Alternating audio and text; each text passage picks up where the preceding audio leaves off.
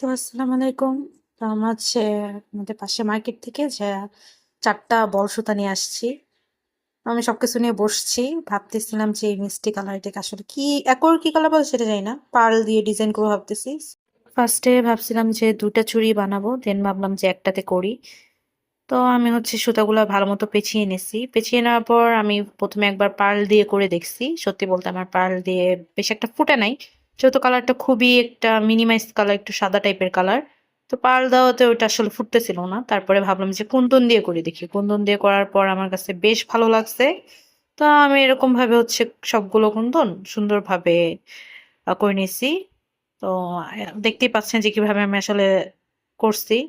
আঠা বেশি দিইনি, খুব কম আঠা দিছি যাতে এক্সট্রা সাইডে না থাকে বা চুড়িটা বেশি ভালো মানে খারাপ যাতে না লাগে, আঠা আঠা যাতে মনে না হয়।